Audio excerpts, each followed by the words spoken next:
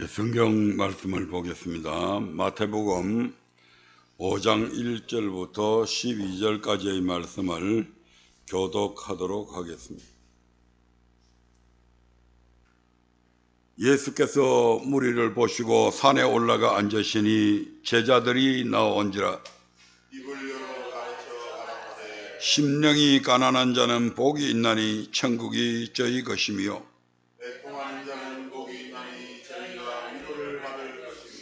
온유한 자는 복이 있나니 저희가 땅을 기업으로 받을 것이며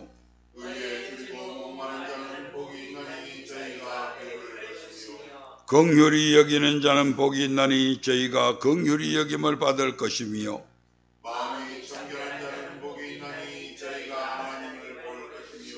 화평케 하는 자는 복이 있나니 저희가 하나님의 아들이라 일컬음을 받을 것이며 천국이 나를 인하여 너희를 욕하고 비박하고 거짓으로 너희를 거스려 모든 악한 말을 할 때에는 너희에게 복이 있나니 기뻐하고 즐거워하라. 하늘에서 너희의 상이 큼이라. 너희 전에 있던 선지자들을 이같이 핍박하였느니라. 아멘. 오늘 우리에게 주신 본문의 말씀을 통해서 오늘 또 하나님은 어떤 분인가 하는 제목으로 말씀을 통해 함께 은혜 나누기를 원합니다. 하나님은 어떤 분인가? 우리에게 복 주시는 하나님이다. 어떤 복을 주시는가? 오늘 5번째 복은 바로 5장 7절 그리고 6번째 복은 5장 8절에 그대로 기록이 되어져 있습니다. 먼저 5번째 복부터 살펴보겠습니다. 마태복음 5장 7절 다시 한번 더 읽겠습니다. 나눠준 유인물이 다 있으니까 그거 보고 따라 하시면 됩니다. 시작. 긍휼히 여기는 자는 복이 있나니 저희가 긍휼히 여김을 받을 것이며. 더 쉬운 말로 하면 긍휼이라고 하는 말은 불쌍히 여긴다 이런 말을 가지고 있습니다.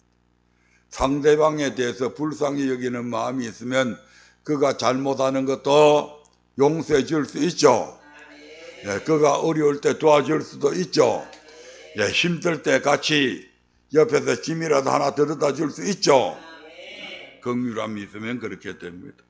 그렇게 긍휼히 여기는 자는 복이 있는데 저희가 하나님으로부터 긍휼히 여김을 받게 됩니다. 하나님이 우리를 불쌍히 여기면 우리의 죄도 용서해 주실 뿐만 아니라 우리의 모든 삶의 여러 가지 부분에 있어서 힘들고 어려울 때마다 기꺼이 우리 하나님께서 팔 걷어붙이고 도와주신다 이 말입니다. 긍휼, 그래서 긍휼은 늘 용서와 같이 이어져 나갑니다. 마태복음 6장 14절부터 15절의 말씀을 봅니다. 시작. 너희가 사람의 과실을 용서하면 너희 천부께서도 너희 과실을 용서하시려니와 너희가 사람의 과실을 용서하지 아니하면 너희 아버지께서도 너희 과실을 용서하지 아니하시리라.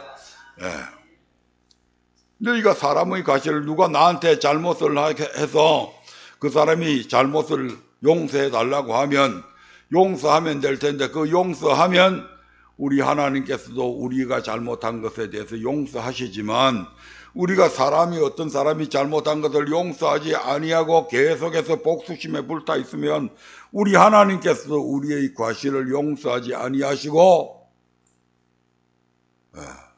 우리에게 잘못한 일에 대해서 엄격하게 심판하시고 따지신다 이 말입니다. 우리 주기도문 늘 하죠. 주기도문 속에 어떤 기도가 있어요? 우리가 우리 죄를 사하여 준 것 같이 우리 죄도 사하여 주옵소서. 그 말을 역으로 바꾸고 하면 주님, 내가 다른 사람 죄 용서하지 아니하면 내 죄도 용서해 주지 마십시오. 그런 말이 되잖아요. 그 정도로 우리가 긍휼히 여기고 용서를 해주는 것은 그만큼 중요한 일이다 이 말입니다. 마태복음 18장 18절부터 35절에는 우리 예수님께서 1만 달란트의 비율을 말씀하십니다. 한번 볼까요? 마태복음 18장 18절부터 35절. 오늘은 성경을 많이 읽을 겁니다. 같이 읽어봅니다. 시작. 진실로 너희에게 이르노니 무엇이든지 너희가 땅에서 매면 하늘에서도 매일 것이요 무엇이든지 땅에서 풀면 하늘에서도 풀리리라. 진실로 다시 너희에게 이르노니 너희 중에 두 사람이 땅에서 합심하여 생략하고 그 다음 절 그 다음 절 21절부터 23절부터 보세요. 찾아봐야 돼요. 23절부터 보겠습니다. 시작. 이러므로 천국은 그 종들과 회개하려 하던 어떤 임금과 같으니 회개할 때에 1만 달란트 빚진 자 하나를 데려오매 갚을 것이 없는지라 주인이 명하여 그 몸과 처와 자식들과 모든 소유를 다 팔아 갚게 하라 한데 그 종이 엎드려 절하며 가로되 내게 참으소서 내가 다 갚으리이다 하거늘 그 종의 주인이 불쌍히 여겨 놓아 보내며 그 빚을 탕감하여 주었더니 그 종이 나가서 제게 100데나리온 빚진 동간 하나를 만나 붙들어 목을 잡고 가로되 빚을 갚으라 하매 그 동간이 엎드려 간구하여 가로되 나를 참아 주소서 갚으리이다. 허락하지 아니하고 이에 가서 저가 빚을 갚도록 옥에 가두거늘 그 동관들이 그것을 보고 심히 민망히 여겨 다 고하니 이에 주인이 저를 부르다가 말하되 악한 종아 내가 빌기에 내가 네 빚을 전부 탕감하여 주었거늘 내가 너를 불쌍히 여김같이 너도 내 동관을 불쌍히 여김이 마땅치 아니하냐 하고 주인이 놓아여 그 빚을 다 갚도록 저를 옥졸들에게 붙이니라. 너희가 각각 중심으로 형제를 용서하지 아니하면 내 천부께서도 너에게 이와 같이 하시리라. 아멘. 어떤 여기서는 어떤 임금이라고 그랬지만 하여튼 어떤 사람이 자기 종들을 불러다가 빚진 자를 불러다가 계산을 합니다. 야, 너 내 돈 1만 달러 빌려갔는데 1만 달러 맞죠? 예. 1만 달러를 빌려갔는데 너 1만 달러도 아직도 안 갚았네. 언제 갚을 거야? 날짜가 지났잖아 이 사람아. 갚어. 그러니까 이 종이 아이고 주인님 조금만 참아 주십시오. 내가 곧 어떤 방법을 가르쳐서도 내가 갚겠습니다. 그래서 주인이 그 종을 가만히 보니까 갚을 지 힘을 갖고 1만 달란트나 되는 돈을 갚을 능력도 없어. 그래서 주인이 참 저 빚을 안고 제대로 있으면 얼마나 그 속이 답답하고 탈까. 갚을 능력도 없는데. 그래서 주인이 그래 내가 1만 달란트 손해볼게. 니 그 1만 달란트 안 갚아도 된다. 내가 다 탕감해 줄게. 그렇게 했다는 거요. 얼마나 기쁜 일이겠어요. 밖에 주인이 1만 달란트 탕감해 준다니까 밖에 나서 춤을 추고 그냥 기뻐서 소래꼬래 소래소래 노래도 부르고 이렇게 하는데 가다가 자기한테 빚진 100데나리온 빚진 자를 만나게 됩니다. 그래서 이 녀석이 잘 만났다. 이놈 내가 네 만나려고 얼마나 왜 그렇게 코빼기도 안 보였냐? 니 내 돈 100데나리온 그거 언제 갚을래? 조금만 참아줘 친구야. 조금만 참아줬는데 그거 갚을게. 안 돼. 니 같은 놈은 아예 뻔때를 보여야 돼. 니 돈 갚을 때까지 미안하지만 저 감옥에 좀 들어가 있어야 고발해가지고 감옥에다가 집어넣어버렸어. 다른 같은 그 관리들끼리 같이 가만히 보니까 야, 저놈 진짜 나쁜 놈이다. 우리 주인이 1만 달란트나 되는 빚을 안 갚아도 된다고 탕감을 해줬으면 들은 그 100데나리온 그거 안 갚는다고 옥에 감옥에다가 집어넣는 저런 독한 놈이 어디 있냐. 그래서 내가 억울해서 안 되겠다 해가지고 주변에 있던 동관들이 그 주인에게 가서 주인님 도대체 어떻게 이런 일이 있을 수 있습니까? 주인님이 얼마 전에 아무개 이놈에게 1만 달란트 그 탕감해 줬잖아요. 그래 내가 탕감해 줬지. 근데 그놈이요. 글쎄 나가다가 자기 친구 하나 만났는데 걔가 걔한테 100데나리온 빚졌답니다. 근데 그 빚을 안 갚는다고 빚을 갚을 때까지 고발해서 감옥에다가 집어넣었다네요. 세상에 이런 일이 어디 있습니까? 그러니까 그 소리를 들은 주인이 그냥 노발대발하죠. 여기서 참고로 1만 달란트나 되는 돈이 어느 정도 되냐. 한 달란트는 이제 달란트가 무게를 얘기합니다. 이스라엘 사회에서 한 달란트의 금의 무게가 얼마냐면 34.27kg입니다. 금 한 돈 무게가 3.75g이죠. 예? 맞습니까? 근데 1달란트는 34.27kg인데 이걸 돈으로 환산하면 9,138돈이 됩니다. 9,138돈을 금시세, 요즘 금값 많이 올랐다가 또 좀 내렸죠. 예, 금시세, 제가 25년 6월 20일 날 금시세를 보니까 금 한 돈에 64만 원 하더라고요. 지금은 뭐 이합전에는 120만 원까지도 올라갔었죠. 64만 원을 환산을 하니까 9,138돈 곱하기 64만 원 하니까 거기에다가 만을 곱해야 되죠. 1만 달란트니까. 하니까 58조 4,800만 원, 그 뒤끝다리 다 떼고 58조 원입니다. 58조 원을 무슨 수로 갚습니까? 우리나라 이 재용이도 못 갚습니다. 그러니까 이 종이 그 58조 원이나 되는 빚을 졌는데, 아이고 주인님 참아주십시오. 내가 갚겠습니다. 그게 갚아지냐고요, 그게.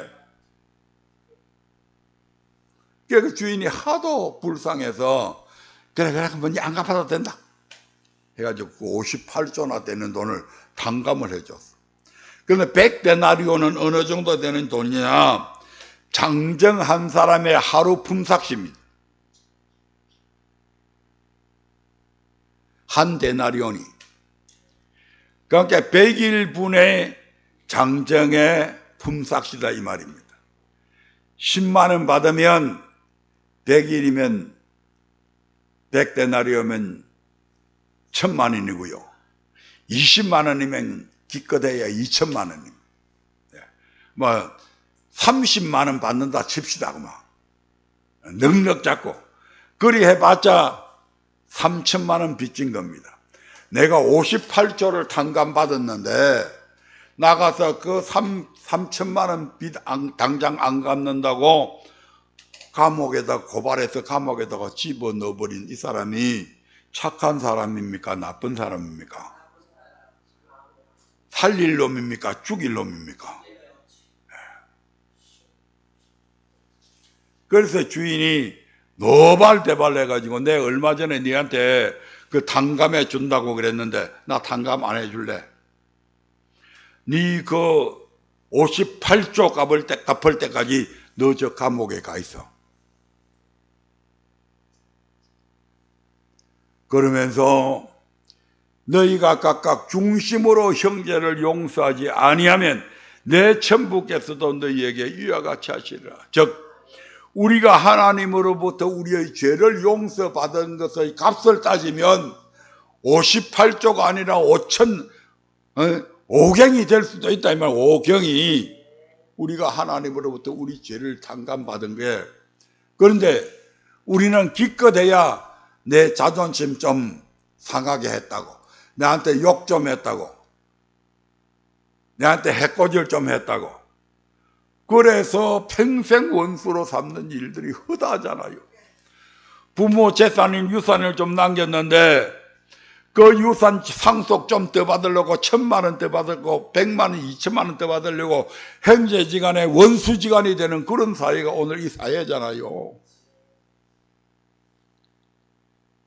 안 믿는 사람 같으면 또 이해가 돼. 믿는 사람끼리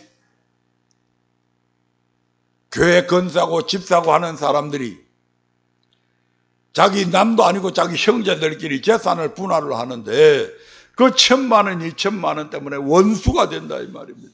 하나님께 탕감받은 죄는 돈으로 환산을 할 수도 없는데 그까지 그 1,000만 원, 2천만 원 가지고 평생 원수로 사. 그런 사람들 하나님 용서 안 해주는 거 당연하겠죠. 그 긍휼히 여겨야 긍휼히 여김을 받고 용서해줘야 용서함 받는다 이 말입니다. 행한 대로 갚아주시는 하나님이라고 그러잖아요. 다윗이라고 하는 이스라엘의 성군이 있죠. 그는 사울 왕의 사이였습니다. 그런데 이 사울 왕이 앞으로 자기의 후계자가 자기의 아들 요나단이 있는데 이 사이인 다윗이 앞으로 이스라엘의 왕이 될 것 같은 그런 두려움을 느끼게 됩니다. 왜? 적장 골리앗을 쓰러뜨린 후에 많은 사람들이 사울 다윗을 칭송하기를 사울은 천천히요 다윗은 만말이다. 사울은 1,000명을 적을 죽였지만 다윗은 10,000명의 적을 죽였다. 그러니까 다윗이 더 위대해 보이죠. 그 노래 소리를 듣고 이 사울왕이 시샘이 나서 자기 사이 다윗을 죽이기로 작정을 합니다. 그래서 다윗이 할 수 없이 왕궁에 있지 못하고 도망을 갑니다. 혼자 도망을 갔는데 다윗이 도망을 갔다는 소식을 듣고 이스라엘 땅덩어리에 불량배들이 전부 다 다윗에게로 몰려옵니다. 빚진 자들 또는 끌렁끌렁한 양아치들 전부 다 이런 사람들이 막 다윗에게 몰려옵니다. 그 숫자가 자그마치 600명이었습니다. 그래서 그들이 다윗의 수하에 있으면서 다윗의 삶을 보며 다윗이 하나님의 말씀대로 살아가는 그 모습들을 보면서 그들 한 사람 한 사람들이 변화되기 시작합니다. 그 불량배들이 선량한 시민으로 바뀌어지고 힘없고 비루묵은 그들이 다윗을 통해서 훈련을 받음을 통해서 용사가 되고 그래서 다윗이 600명의 군사를 거느리는 대장이 됩니다. 그런데 사울이 죽이려고 하니까 왕궁 근처에는 얼씬도 못하고 저 어디에 다윗이 어디에 피난 갔어요? 엥게디 항무지에 처음에 피신을 갔습니다. 그런데 사울 왕이 이 다윗을 죽이기 위해서 잡기 위해서 전국 방방곡곡에 방을 붙입니다. 다윗을 딱 그림을 이런 자를 본 자는 당장 당국에 신고할 것 포상금 드리겠음. 이렇게 해가지고 전국에 막 이렇게 방을 붙여놓으니까 어느 날 사람이 딱 보고 저놈 엊그제 저 엥게디 항무지에서 내 나무하러 갔다가 본 것 같은데 이렇게 해서 신고를 해가지고 이 사울왕이 자기의 정예병 3,000명을 거느리고 이 다윗을 잡으러 거기 갑니다. 그 엥게디 지역은 항무지가 되어가지고 굴이 굉장히 많이 있습니다. 그래서 이 사울왕이 다윗을 잡으러 그 왕궁까지 갔는데 엥게디 항무지까지 갔는데 어느 굴에 숨어 있는지 모르잖아요. 그러니까 다 이리저리 돌아다니다가 피곤해서 굴이 있으니까 굴 안에 들어가면 좀 시원하겠거니 생각하고 아무도 거느리지 아니하고 자기 혼자 그 굴 안에 들어갑니다.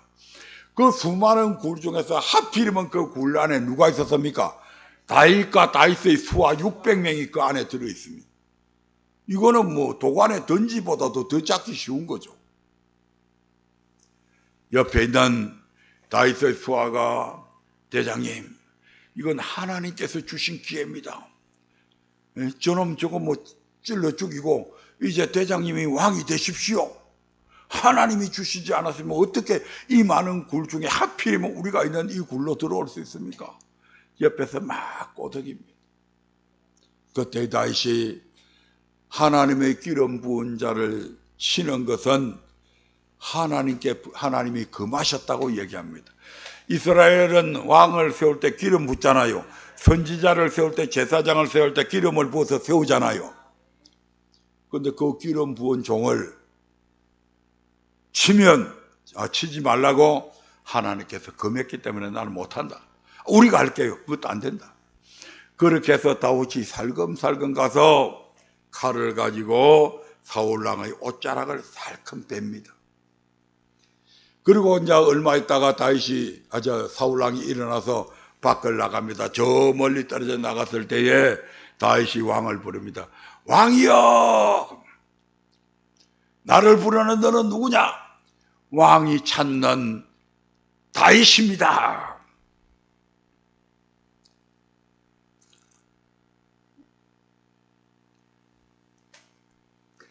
오늘 왕이 굴에 들어왔는데 그 굴 안에 나와 우리 군사들이 있었습니다.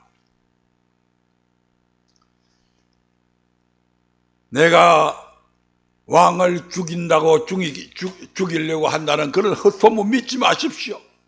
그런 유언비어 믿지 마십시오. 그런 가짜뉴스 믿지 마십시오. 내가 왕을 죽일 마음이 있었으면 오늘 굴 안에 들어가서 왕을 죽였었을 겁니다. 여기 보십시오. 왕의 옷자락을 내가 조금 뺐습니다. 사울이 보니까 자기 옷자락이 진짜 잘려나갔거든. 그 잘려나간 옷자락을 지금 다윗이 들고 있거든. 야, 사실이었구나. 내가 오늘 큰일 날 뻔했고 죽을 뻔했구나. 그러니까 왕이여, 절대로 내가 왕을 죽이려고 한다는 그런 간신배들의 말을 듣지 마십시오. 나는 왕을 죽일 마음도 없습니다. 절대로 왕을 죽이지 않겠습니다. 다윗아, 네가 큰 복을 받을 것이다. 오히려 죽이러 왔던 사울왕이 다윗을 축복하고 그 자리를 떠납니다. 그런데 좀 얼마 있다가 이 사울왕이 그때 그 다윗이 있는 그곳을 바로 습격을 해야 되는데 그때 내가 그놈을 그냥 살려줬네. 안 되겠다. 이놈이 있어서 내가 도저히 밤잠을 제대로 못 잔다 가지고 또 방을 붙였습니다. 그랬더니 이번에는 시방무지에 다윗이 있다가는 이제 첩보를 입수하고 그 시방무지에 갔습니다. 그 다윗을 죽이려고 군사를 풀어놨는데 아무만 찾아도 알 수가 없었습니다. 그래서 그날도 지쳐서 이제 그날 야경을 하는데 맨 가운데 왕이 눕고 그 주변에 그 척건들 완전 신복들이 주변을 감싸고 있고 그 바깥으로 또 왕의 군대들이 몇 겹으로 3,000명이나 되는 군사들이 거기에 있습니다. 사울왕이 아비새를 데리고 그 사울의 진영으로 내려갑니다. 그 아비새가 다윗에게 이건 왕이 하나님이 주신 기회입니다. 지난번에도 용서해 줬지 않습니까? 그런데도 그 은혜도 모르고 또 잡으러 온 저놈 진짜 저 악한 나쁜 놈입니다. 대장님이 죽일 필요 없습니다. 내가 가서 죽이겠습니다. 대장님 그냥 모른 척하고 여기 계십시오. 내가 가서 단칼에 저놈 죽이고 오겠습니다. 왜냐하면 보초도 전부 다 꼬라 떨어져 있고 전부 다, 왜냐하면 낮에 막 지쳐가지고 그럼 10분 단위로 보초를 세우든지. 우리나라에 이제 훌륭한 국방부 장관님이 나타나셔가지고 앞으로는 군대 가도 밤에 불침번 보초 안 세운답니다. CCTV로가 다 하겠답니다. 정신 나간 국방장관이, 그런 위대한 국방장관이 대한민국에 있습니다.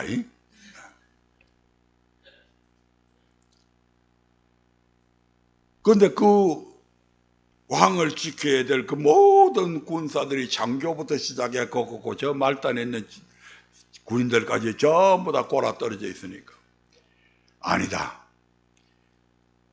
하나님께서 기름 부은 종을 치는 것은 여호와께서 금하셨다. 네가 해도 마찬가지다. 내 부하인데 네가 죽인다고 해갖고 네가 벌 받으면 내 마음이 팽켰냐 이 말입니다. 그래서 사울이 다윗이 거기에 들어가서 왕의 물병과 창만 가지고 나옵니다. 아침이 되었습니다. 저 산 꼭대기에서 다윗이 왕이야 하고 부릅니다. 왕이 아브넬아 하고 부릅니다. 아브넬이 누구냐면 바로 왕의 호위 대장이거든요. 야 이놈아, 네 소행이 진짜 네가 나쁜 놈이구나. 네 직분이 뭐냐? 왕을 보호해야 될 직책이잖냐. 근데 왕을 보호해야 될 놈이 왕 옆에서 잠만 쿨쿨 자고 보초도 제대로 안 세워놔놓고, 응? 오늘 내가 내 수하 장수를 거느리고 내 진영에 내려가서 왕의 물병과 왕의 창이 어디 있는지 봐라. 여기에 있다. 내가 왕을 죽이려고 했으면 얼마든지 죽일 수 있었다. 그러니까 아브넬러는 저주를 받아도 마땅한 놈이다 하고, 그렇게 하면서 그때도 이 사울이 진짜로 다윗이 나를 죽일 그런 마음이 없었구나 하는 것을 생각하고 오히려 다윗을 축복하고 돌아갑니다. 그 이후로 다윗이 더 이상 이스라엘 땅에서는 내가 생명을 부지하기가 힘들겠다 싶어가지고 자기의 적국인 블레셋으로 망명을 가게 됩니다. 뭐 할 때까지? 사울왕이 전쟁터에서 죽을 때까지. 블레셋과의 전투에서 사울왕이 죽을 때 다윗은 그 전투에 참가하지 않았습니다. 그리고 거기서 사울왕이 죽게 됩니다. 자, 이렇게 마땅히 죽여야 할 자를 죽이지 아니하고 불쌍히 여겨서 긍휼히 여겨서 용서해 준 이 다윗이 훗날 자기가 왕이 되어서, 왕이니까 궁녀들도 후비들도 많이 있잖아요. 얼마든지 멋진 여자들 아내로 삼을 수 있습니다. 그런데 하필이면 어느 날 다윗이 자기의 군대들이 전쟁터에 나가고 난 후에 성루를 거닐다가 어느 여인이 목욕하는 것을 봤습니다. 그 여인의 목욕하는 것을 보고 그 여인이 너무너무 아름답게 눈에 보였다 이 말입니다. 마귀가 유혹한 거죠. 그래서 그 여인이 누군가 알아봤더니 지금 전쟁터에서 열심히 싸우고 있는 자기의 장수, 그냥 사병도 아니고 우리아의 아내라고 하는 것을 알게 됩니다. 그러면 자기의 장수가 자기를 위해서 전쟁터에서 나가서 싸우고 있는데, 그래서 홀로 있는 그 여인네를 그 정도 되면 절제했어야 되는데 그 여인을 데려오라고 그럽니다. 그래서 우리아의 아내 바세바를 왕궁으로 불러들여서 결국 간통을 하게 되고, 그러다가 얼마 후에 그 여인이 임신했다는 소식을 듣게 됩니다. 야, 큰일 났다. 이제 내가 잘못한 게 모두 다 들통이 나겠구나 해가지고 이 다윗이 그 남편을 집에 불러들여서 자기 아내와 동침하게 만들어서 그 아이가 네 아이다 라고 그렇게 하려고 했는데 그게 실패하게 되자 자기의 수하 장수 우리아를 전장의 최일선에 나가서 싸우게 하고 다른 군사를 다 빼게 함으로 해서 그 적들의 손을 빌어서 자기의 장수 충신 우리아를 죽이는 살인까지 저지르게 됩니다. 자, 살인하면 어떻게 돼요? 이스라엘의 율법에 의하면 살인하면 어떻게 돼요? 죽여야 되죠. 간음하면 어떻게 해야 돼요? 죽여야 되죠. 두 가지의 죄를 범했다 이 말입니다. 다윗의 일생일대의 죄고 실수죠. 그런데 다윗이 사울왕을 긍휼히 여겼던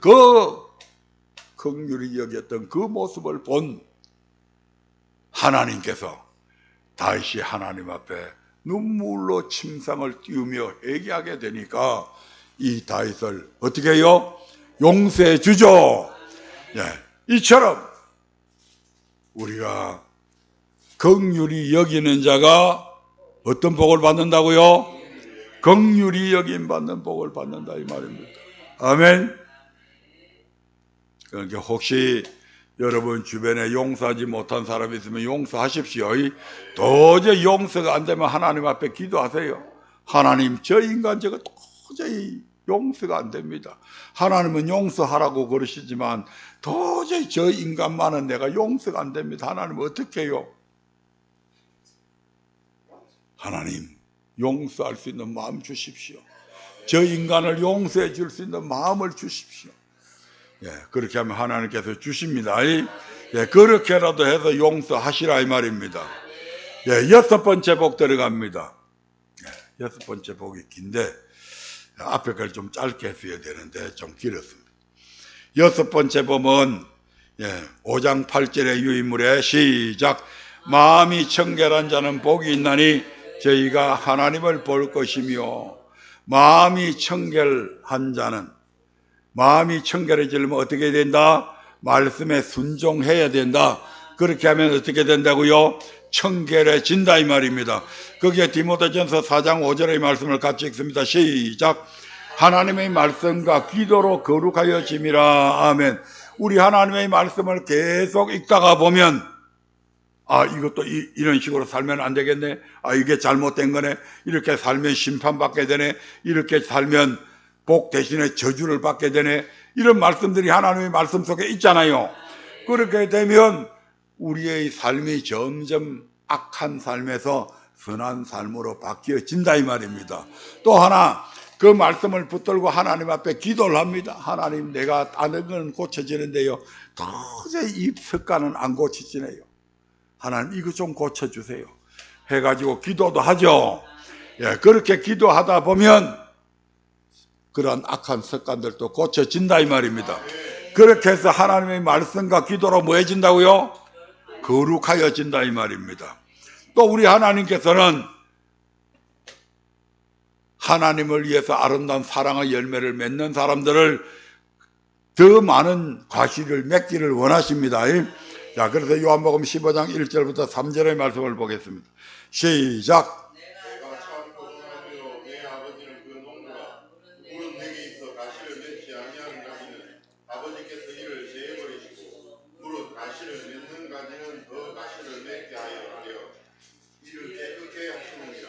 너희는 내가 일러준 말로 이미 깨끗하였으니. 아멘.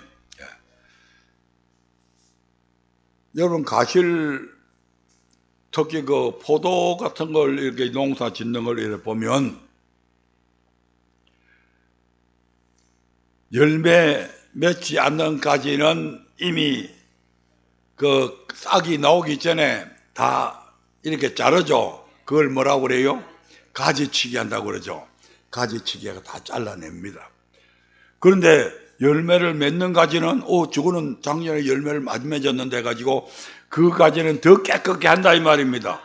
영양제도 주고 또 병균이 달라들지 못하도록 약도 치고 그렇게 하죠. 그렇게 해서 더 많은 열매를 맺게 하기 위해서 그 가지는 깨끗하게 합니다. 우리 하나님도 마찬가지다 이 말입니다. 하나님을 위해서 아름다운 사랑의 열매들을, 순종의 열매들을 맺게 되면 하나님께서 더 잘 순종하라고 일러준 말씀대로 더 순종할 수 있도록 깨끗하게 만들어 주십니다. 깨끗해지면 다음 단계의 말씀을 보게 됩니다. 깨끗해지면 어떻게 된다고요?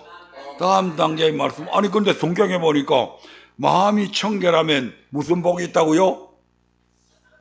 마음이 청결하면 어떻게 받는다고요?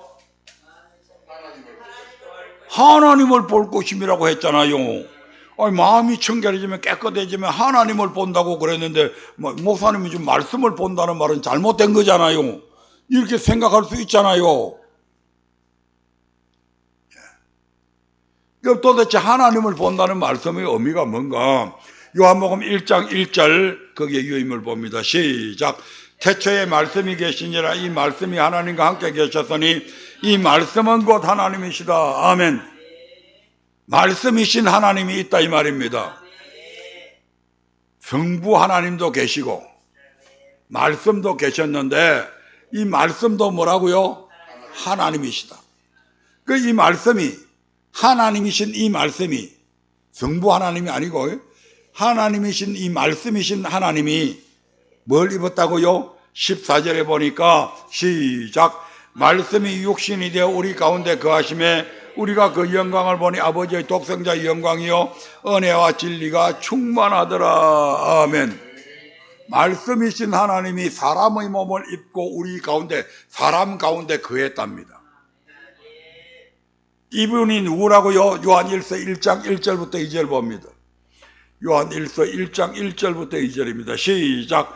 태초부터 있는 생명의 말씀에 관하여는 우리가 들은 바요 눈으로 본 바요 주목하고 우리 손으로 만진 바라 이 생명이 나타내신 바 된지라. 이 영원한 생명을 우리가 보았고 증거하여 너희에게 전하노니 이는 아버지와 함께 계시다가 우리에게 나타내신 바 된 자니라. 태초부터 있었던 이 말씀이 사람의 몸을 입고 육신이 돼서 이 땅에 왔죠. 그 태초부터 있는 이 생명의 말씀에 관하여는 이 사도 요한이 들었고 자기 눈으로 직접 봤고 주목해서 손으로 만졌다. 누구를? 생명의 말씀을. 이 생명이 나타내신 바 된지라. 무엇으로? 육신으로. 이 영원한 육신으로 신 이 영원한 생명을 우리가 보았고 증거하노니 증거하여 너희에게 전하노니 이는 아버지와 함께 계시다가 우리에게 나타내신 바 된 자니라. 이분이 누구라고요? 예수님이다 이 말입니다. 그 예수님이 늘 제자들과 함께 있었고 특히 가장 사랑받았던 이 사도 요한은 예수님의 다리에 떡하니 팔베개 하듯이 그 다리에 떡하니 기대갖고 잠도 자고. 그러니까 우리가 들은 바요 눈으로 본 바요 주목하고 우리 손으로 만졌다. 그분을, 하나님을. 그러므로 여기서 하나님을 유임을 보세요. 그러므로 여기서 하나님을 본다고 하는 것은 생명의 말씀을 보는 것을 의미한다. 우리의 눈으로 직접 하나님을 보고 살 자는 없다. 신명기 20장 18절부터 20절 죄송합니다. 이 신명기가 아니고 출애굽기 20장 고치세요. 출 20장 18절부터 20절입니다. 신이 아니고 출입니다. 그 다음에 신 5장 22절부터 29절. 거기에 보면 하나님이 막 음성으로 이스라엘 백성들에게 저 말씀을 주시죠. 그 음성만 들어도 이스라엘 백성들이 죽을 것 같아가지고 모세한테 뭐라고 이야기합니까? 모세님 하나님이 우리에게 직접 말씀하시지 말게 해주십시오. 우리가 하나님의 말씀을 직접 들으면 우리가 여기서 살아날 자가 아무도 없을 것입니다.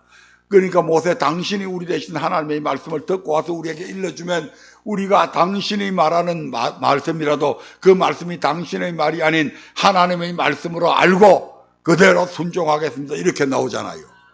아멘.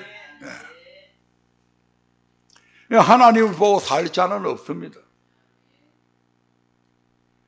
그래서 모세가 산에 올라가서 모세는 하나님을 봤죠.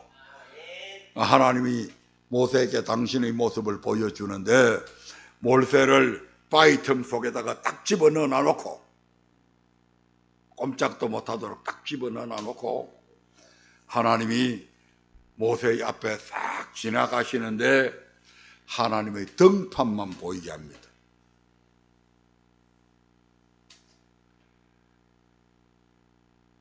그것만 보고 내려와도 모세가 얼굴에 영광의 도금 맺기 한 것 같이 영광의 빛이 발하게 되는 그런 일들이 있었잖아요. 따라서 마음이 청결하지 못한 자들은 결단코 하나님을 볼 수 있다 없다? 하나님을 볼 수 없다는 말은 무슨 말이다? 생명의 말씀을 깨달을 수 없다 이 말입니다. 마음이 청결하지 못한 자들은, 더러운 자들에게는 하나님께서 당신의 말씀을 깨달을 수 없게 만듭니다. 이사야서 29장 9절부터 14절 말씀 올려주세요. 이사야서 29장 9절부터 14절입니다. 같이 읽어봅니다. 시작. 너희는 놀라고 놀라라. 너희는 소경이 되고 소경이 되라. 그들의 취함이 포도주로 인함이 아니며 그들의 비틀거림이 독주로 인함이 아니라 대저 여호와께서 깊이 잠들게 하는 신을 너희에게 부어주사 너희의 눈을 감기셨으니 눈은 선지자요 너희를 덮으셨으니 머리는 선견자라. 그러므로 모든 묵시가 너희에게 마치 봉환책의 말이라. 그것을 유식한 자에게 주며 이르기를 그대에게 청하노니 이를 읽으라 하면 대답하기를 봉하였으니 못하겠나라 할 것이요 또 무식한 자에게 주며 이르기를 그대에게 청하노니 이를 읽으라 하면 대답하기를 나는 무식하다 할 것이니라. 주께서 가라사대 이 백성이 입으로는 나를 가까이하며 입술로는 나를 존경하나 그 마음이 내게서 멀리 떠났나니 그들이 나를 경외하면 사람의 계명으로 가르침을 받았을 뿐이라. 아멘. 놀라고 놀라라. 너희는 소경이 되고 소경이 되라. 누구 보고 하는 소리입니까? 예? 선지자와 선견자를 보고 그러잖아요. 선지자가 어떤 사람입니까? 하나님 대신에 말씀을 선포하는 사람이잖아요. 선견자도 같은 의미입니다. 자, 그러면 하나님께서 누구보다도 선지자들에게 하나님의 말씀을 바로 줘야 되죠. 맞습니까? 그런데 하나님께서 이 선지자의 눈을 가려버리고 선견자의 머리를 덮었다고 하는 것은 머리를 멍청하게 만들어버렸다 이 말입니다. 그러니까 눈이 안 보이니까 말씀을 볼 수 있어요, 없어요? 머리를 덮어버렸으니까 말씀을 깨달을 수 있어요, 없어요?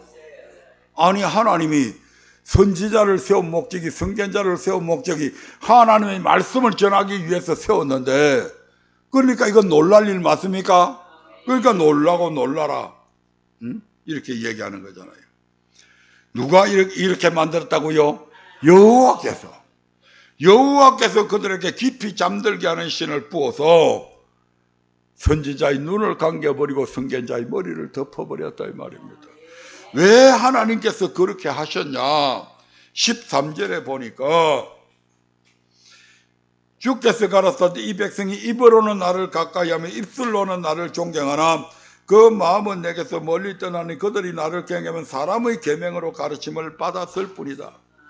사람의 계명으로 가르치거나 사람의 계명으로 교훈을 받게 되면 하나님의 말씀을 보기는 보아도 알지 못하고 듣기는 들어도 깨달지 못한다 이 말입니다.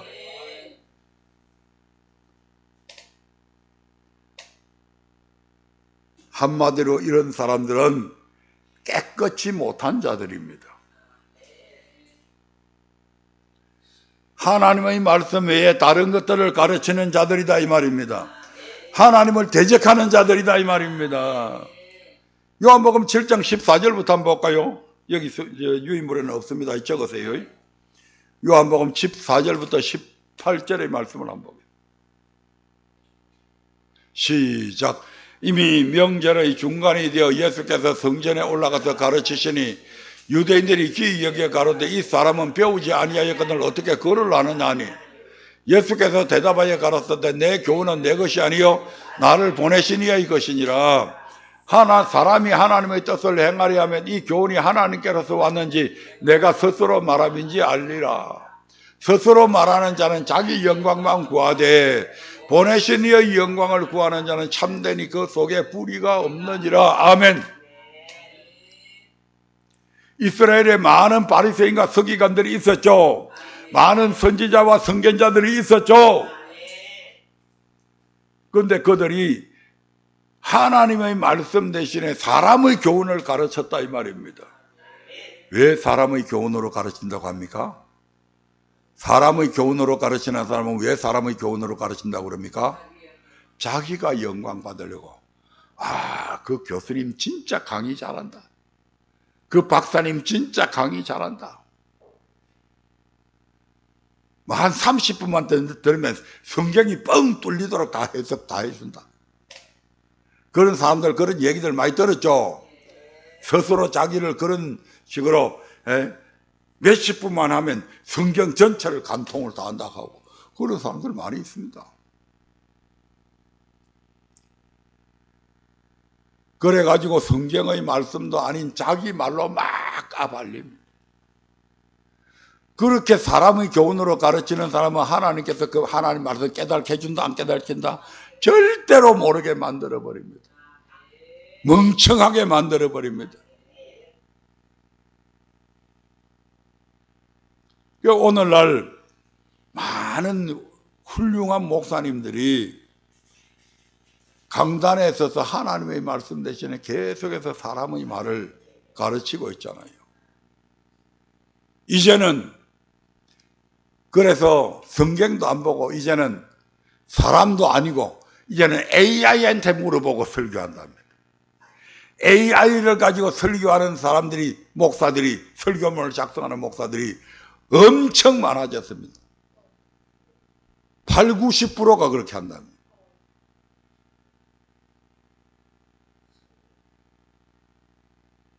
하나님이 가려버렸다 이 말입니다. 왜? 지 눈으로 봐도 안 보이거든. 그러니까 AI에라도 그 기대가지고 하나 설교는 해야 되겠고 망신은 안 당해야 되겠고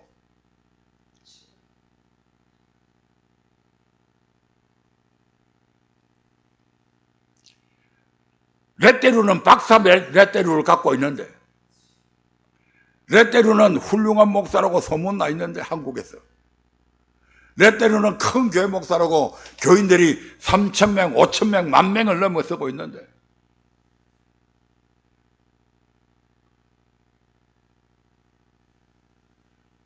하나님의 말씀을 가르쳐야 되는데 사람의 계명으로 가르치니까 뭐 하려고? 자기 영광 받으려고. 아, 우리 목사님이 설교 잘한다. 아, 우리 목사님이 진짜 박사학위를 몇 개나 받았대. 신학 박사도 받고 철학 박사도 받고 박사학위를 2개나 가졌대.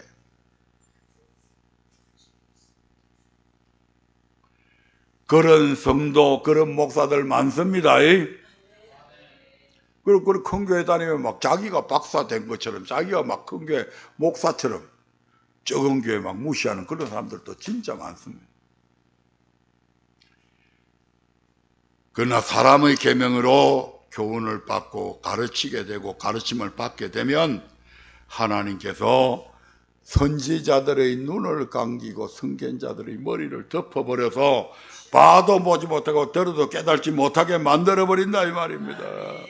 마가복음 7장 1절부터 23절 한번 볼까요? 무엇이 사람을 더럽게 하는지. 하나님의 말씀은 사람의 마음을 청결하게 만들어주지만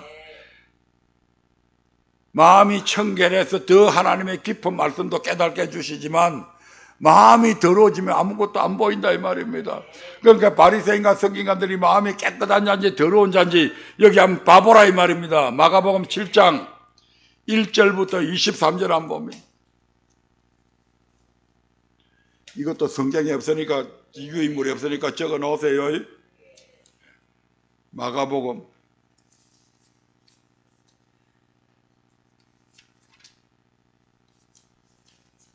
7장 1절부터 교독에서 읽어보겠습니다. 너무 기니까. 바리새인들과 또 서기관 중 몇이 예루살렘에 와서 예수께 모였다가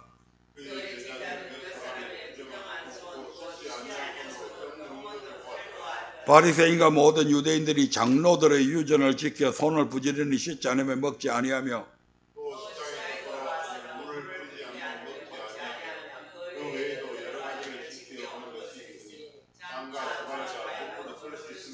이러한 것들은 사람의 계명이지 하나님의 말씀에는 없습니다. 이에 바리새인과 세인들과 서기관들이 예수께 묻되 어찌하여 당신의 제자들은 장로들의 유전을 준행치 아니하고 부정한 손으로 떡을 먹나이까?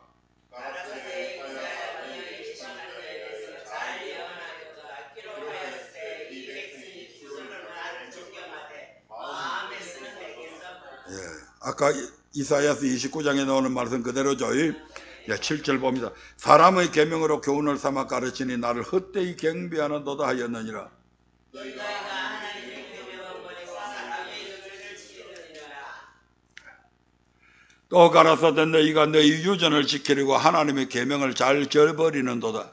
옷에는 내 부모를 경건하라. 너와 아비 나무를 해망하는 자가 죽으리라 하였거니와. 너희는 가로되 사람이 아비에게나 어미에게나 말하기를 내가 드려 유익하게 할 것이 고르반 곧 하나님께 드림이 되었다고 하기만 하면 그만이라 하고 제 아비나 어미에게 아무것도 시간을 받을 구하게 아니하여 너희의 전한 유전으로 하나님의 말씀을 폐하며 또 이 같은 일을 많이 행하느니라 하시고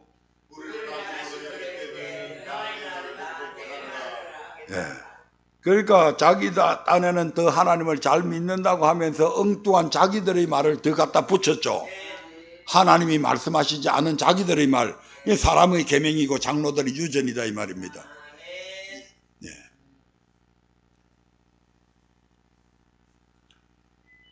예, 14절부터 보겠습니다. 시작. 무리를 다시 불러 이르시되 너희는 다 내 말을 듣고 깨달으라.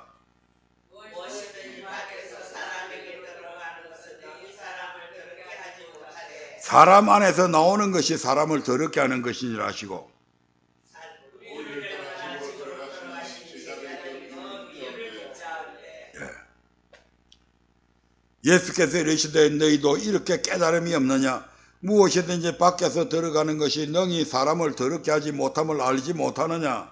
이는 마음에 들어가지 아니하고 내 들어가지 못하감이니라 하시고 모든 신령하게 깨끗하다 하셨느니라. 예. 어제 우리 닭죽 먹고 닭백숙 먹고 장어 굽어 먹은 것은 배로 들어가서 뒤로 나가면 그만이다 이 말입니다. 그것이 들어와 가지고 우리의 마음을 막 더럽게 하고 그렇게 하지는 않잖아요. 예. 아주 그냥 상식적인 얘기를 하고 있는 거잖아요.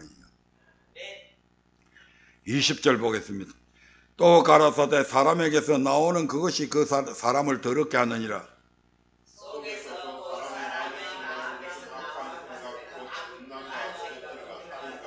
살인과 간음과 탐욕과 악독과 속임과 음탕과 흘기는 눈과 해방과 교만과 광패니 이 모든 것이 악한 것이 다 속에서 나와서 사람을 더럽게 하느니라. 아멘. 이런 것들이 사람을 더럽게 하지 손 씻지 않은 손을 가지고 떡을 먹었다고 해서 그건 위생상 조금 더럽기는 할 수 있지만 그것이 사람의 마음을 더럽게 하는 것은 아니다 이 말입니다. 이 모든 악한 것이 다 속에서 나와서 사람을 더럽게 한다. 그러니까 바리새인과 서기관들은 겉으로는 거룩한 척하면서 그들이 속에는 온갖 탐욕과 거짓과 이런 것들을 통해서 가부의 재산을 탐하고 온갖 더러운 짓은 다 하잖아요. 아멘. 그것들이 사람을 더럽게 한다 이 말입니다. 그래서 이사야의 예언이 그대로 이루어진다.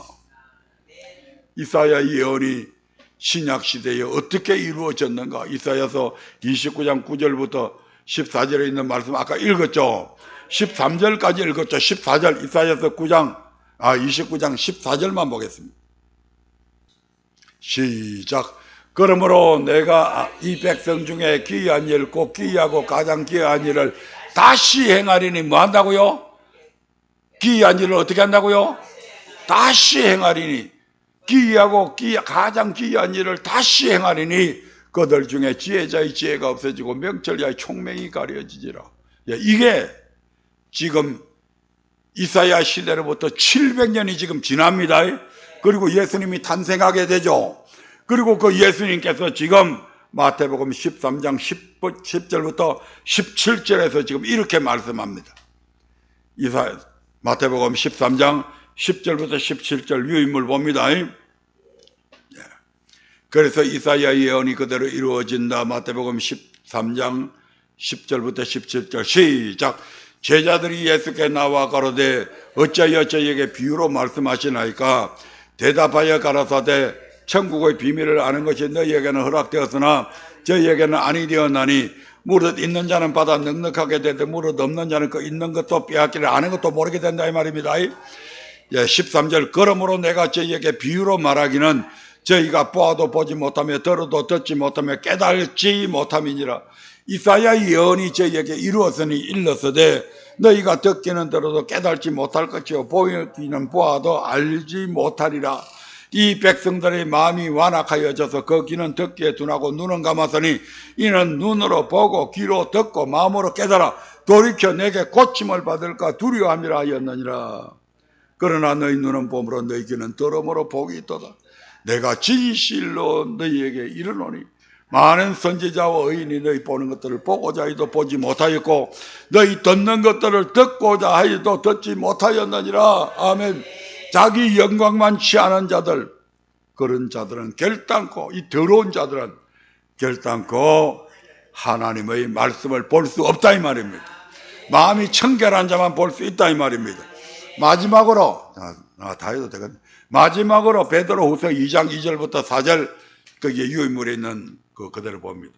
시작. 여럿이 저희 호색하는 것을 쫓으리니 이로 인하여 진리의 도가 해방을 받을 것이요 저희가 탐심을 인하여 지은 말을 가지고 너희로 이를 삼으니 저희 심판은 옛적부터 지체하지 아니하며 저희의 멸망은 자지 아니하느니라. 하나님이 범죄한 천사들을 용서치 아니하시고 지옥에 던져 어두운 구덩이에 두어 심판 때까지 지키게 하셨으며 범죄한 천사들은 어떤 죄를 졌냐? 교만해서 하나님의 권위에 도전했다 이 말입니다. 이런 더러운 자들은 결단코 하나님을 볼 수 없습니다. 이런 더러운 자들은 결단코 하나님의 말씀을 들을 수 없다 이 말입니다. 마음이 청결한 자는 복이 나니 무엇을 본다고요? 하나님을 볼 것이요 마음이 청결한 자는 하나님의 말씀을 봅니다. 아멘. 낮은 단계의 말씀에서 그 말씀대로 또 믿고 순종하면 더 높은 단계의 말씀을 또 보여주시고 또 그걸 잘 순종하면 더 높은 단계의 말씀을 보여주시고 아멘. 아장아장 걷는 아이에게 못 뛴다고 채찍질하는 부모 아무도 없잖아요. 그 아이에게 이제 맛있는 영양가 있는 음식을 먹이기 위해서 아이의 다리가 튼튼해지고 아장아장 걷게 되면 그때부터 손을 잡아서 더 걷게 만들어주고 그 단계가 지나게 되면 이제 스스로 뛰어가게도 만들어보고 그렇게 해서 성장하는 것과 꼭 마찬가지로 우리 하나님께서도 우리에게 긍휼히 여기는 자는 긍휼히 여김을 받는 복을 주시고 마음이 청결한 자는 하나님을 볼 수 있는 하나님의 말씀을 들을 수 있는 은혜를 베풀어 주신다 이 말입니다. 꼭 기억하셔서 이 하나님의 말씀을 잘 듣고 순종하게 되면 하나님께서 이러한 영적인 복도 주시지만 아울러 우리가 먹고 마시고 필요한 모든 것들을 아시는 우리 하나님께서 그러한 것들은 덤으로 더하여 주신다 이 말입니다.